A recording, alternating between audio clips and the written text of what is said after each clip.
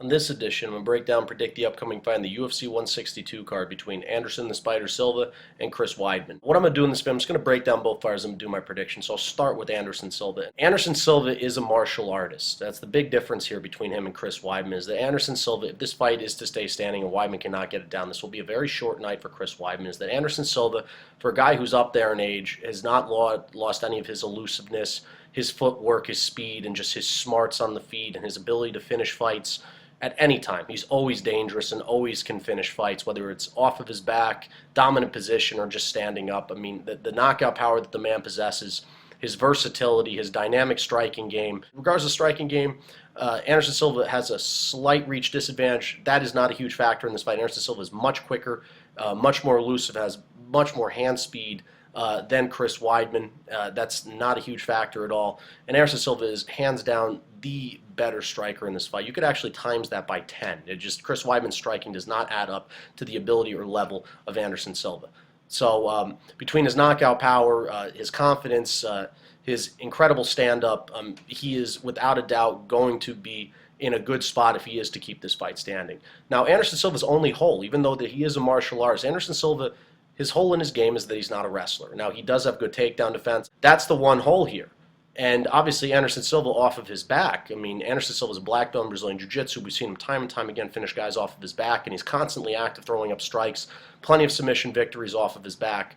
But it's going to be a tall task. Will Anderson Silva secure a submission off his back? I see that as a very, very tall task, very difficult for him to do, especially against a guy who is as strong and as good of a wrestler and grappler in Chris Weidman. Chris Weidman does not have Chael Sonnen submission defense. He is much more skilled in Brazilian Jiu-Jitsu, and he is very strong. But once again, later rounds, it's definitely possible. Weidman has not fought a 5-round fight in the UFC. Where I see Anderson Silva being successful in this fight, if he keeps this fight standing, he's going to find a way to test Chris Weidman's untested chin.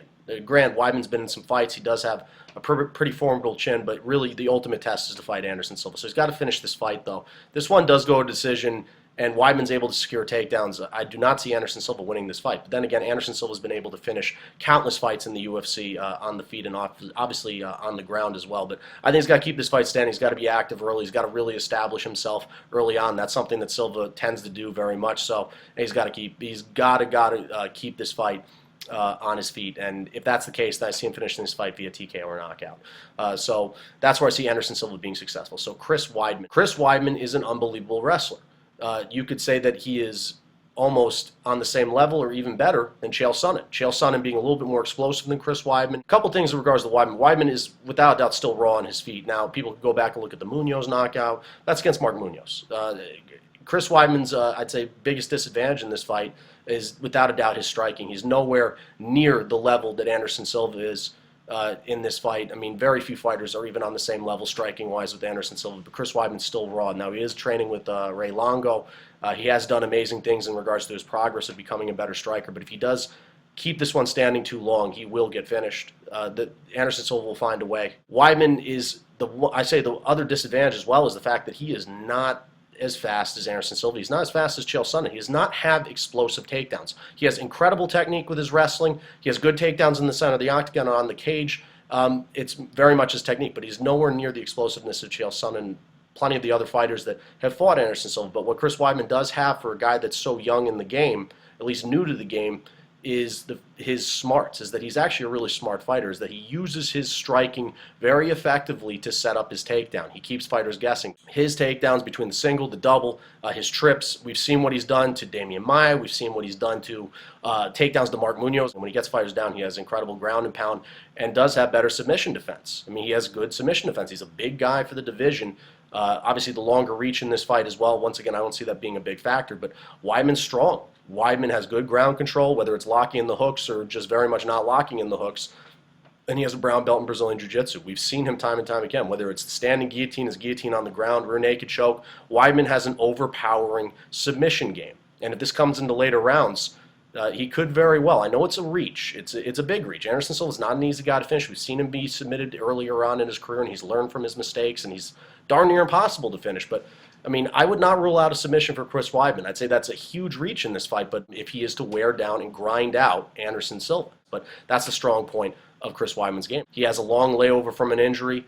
at the same time as well, he's not fought the talent level. I mean, we're talking about going from a fight with Mark Munoz to Anderson Silva. That's a big jump in talent. Where I see Chris Weidman being successful, Weidman's got to get this one down on the ground. Don't spend any time. All he has to do is get Anderson Silva down 5 times. If he can keep him down there, he has good ground control, big body, and he's got to stay active. I'd say I'd try his submission as much as possible. Really try and grind down, wear down Anderson Silva, see if that age may come in and play a factor. But once again, that's, you know, we've seen Anderson Silva pull off the miraculous and just the impossible multiple times. But I think if Chris Weidman is successful, get it down, do it 5 times. If it does get to that, set up your takedowns with your striking, but don't get into a stand-up battle with Anderson Silva. That's pure lunacy. Get it down, grind him out, use your ground and pound, take some notes from the blueprint Chael Sonnen left in the first fight and the first round, the second fight. Grind it out, try and lock in a submission. So I think if Chris Weidman's successful in this fight with takedowns, he can grind out a decision or a 5-round decision, or perhaps a long shot submission. That's where I see Chris Weidman being successful. So where my prediction lies in this fight, and you know, I certainly hope this turns into be an outstanding fight, whether it goes the distance or whether it's a first-round knockout. Anderson Silva is without a doubt the favorite. I wouldn't doubt it. I would not be surprised if he holds on to his belt. I mean, there's no doubt. I totally respect Anderson Silva, an unbelievable martial arts champion, GOAT, however you want to put it. But, you know, I really have been on this Chris Weidman hype train based on how he fights and how he can get fighters down. I mean, I really do think Silva's going to land his shots. I think we're going to see what Chris Weidman's made of, and I think we all know what Anderson Silva's made of. But I think with Chris Weidman's wrestling, his ability to fend off submissions, and with his brown belt in Brazilian Jiu-Jitsu, I mean, in his ground and pound, I think it's definitely possible that we could see this one go the distance. It's a matter of weathering Anderson Silva's storm. I'm going to go with the underdog in this one. I'm going to take Chris Weidman defeating Anderson Silva on the UFC 162 card via decision or perhaps a long shot submission. And that's what I have for this edition. It's Kyle Delaney signing off. I'm out of here.